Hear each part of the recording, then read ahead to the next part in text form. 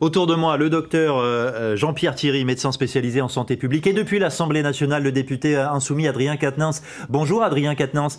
Est-ce que vous n'avez pas le sentiment qu'on perd un peu de temps face à cette crise sanitaire-là ? Je pense qu'on a perdu beaucoup de temps par le passé, c'est-à-dire que systématiquement on se retrouve quelque part au pied du mur quand la situation sanitaire s'est dégradée. Vous savez, nous ça fait depuis le mois de novembre qu'on dit qu'à côté de la vaccination et tout le reste, il faut entreprendre notamment des méthodes pour limiter la circulation du virus sans avoir à sans cesse restreindre les libertés. Je pense à la société du roulement que nous avions proposée, au fait d'imaginer par exemple qu'on puisse installer des purificateurs d'air partout. D'ailleurs, peut-être qu'il est encore temps d'anticiper. Dans quelques semaines, il y aura une rentrée des classes. Rien n'a été préparé, on n'aura pas de purificateur d'air dans les salles. Donc, si vous voulez, on a l'impression que depuis 10 jours, le débat qui est pourtant utile et nécessaire sur comment on affronte ce virus, et je pense que c'est la volonté collective réaffirmée ici à l'Assemblée, le débat en quelque sorte est prisonnier par les décisions du monarque présidentiel seul. Et finalement, depuis 10 jours, c'est soit vous êtes pour le pass sanitaire, soit on serait condamné au reconfinement. Et moi, je crains en réalité qu'on risque d'avoir les deux. Faute de préparation, justement, on va sans doute avoir le pass sanitaire dont les effets se vérifieront peut-être dans quelques semaines et un risque de reconfinement. Donc, si vous voulez, c'est bien ça qui est au cœur des discussions.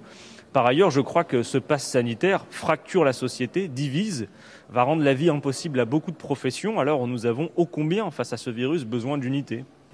Oui, parce que nous ne croyons pas que ce sera la mesure efficace pour lutter contre le virus. Je m'explique. On est d'abord passé tout de même en quelques semaines d'un moment où le président de la République nous disait le vaccin ne sera pas obligatoire, d'ailleurs c'est l'Organisation mondiale de la santé qui parle de la nécessité de convaincre plutôt que de contraindre, à une société dans laquelle demain, potentiellement, si vous n'êtes pas muni de votre passe sanitaire, ça pourra aller jusqu'à une suspension du contrat de travail. Donc je demande à ce que tout le monde mesure bien à quel point en quelques semaines nous avons considérablement basculé. Ce que je vois surtout, c'est que nous avons besoin en effet de réaffirmer que le vaccin fait partie de la solution, c'est incontestable, mais que tout miser sur la vaccination n'est pas la bonne solution.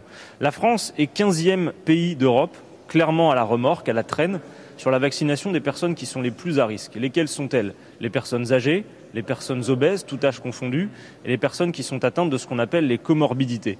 Or, on voit bien que depuis les annonces d'Emmanuel Macron, l'essentiel des gens qui font se faire vacciner, et c'est très bien que la couverture vaccinale s'étende, sont des gens qui ne sont pas forcément les personnes les plus à risque, et par ailleurs des gens qui n'y vont pas par conviction, qui y vont simplement parce qu'ils ont compris que sans le pass sanitaire, la vie sociale serait rendue impossible. Je crois qu'au contraire, on devrait avoir une stratégie qui consiste véritablement à faire avec les médecins traitants, qui rappelleraient directement les gens, à tendre vers 100% de vaccination pour les personnes qui sont les plus fragiles, et pour le reste, en passer par la conviction. Mais là où j'alerte aussi, c'est que j'entends les paroles du médecin qui ont été données à l'instant, et nous, c'est vrai qu'on est devenus, malgré nous aussi, des spécialistes, on lit les études de santé, et on observe quoi ? C'est que le vaccin est efficace pour éviter les formes graves, que le vaccin, c'est vrai, diminue la contamination, mais qu'il n'empêche pas la circulation du virus. On a appris cette semaine que 40% des gens qui sont hospitalisés au Royaume-Uni pour cause de Covid avaient leur 2 doses de vaccin. Dès lors, que dire ?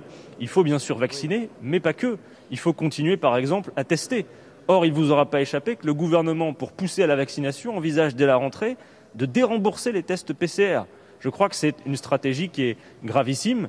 Qui plus est, pour vendre son pass sanitaire, qui est largement contesté dans le pays. Je voudrais juste terminer. Je vous demande juste un instant pour terminer, s'il vous plaît.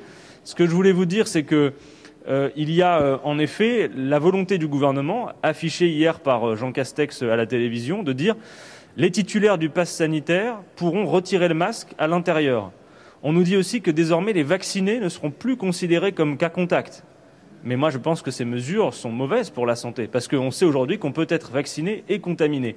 Donc, si vous voulez, il faut qu'on puisse discuter de tout ça. Et l'alternative passe pas simplement par le pass sanitaire ou être opposé au pass sanitaire. Il y a d'autres solutions.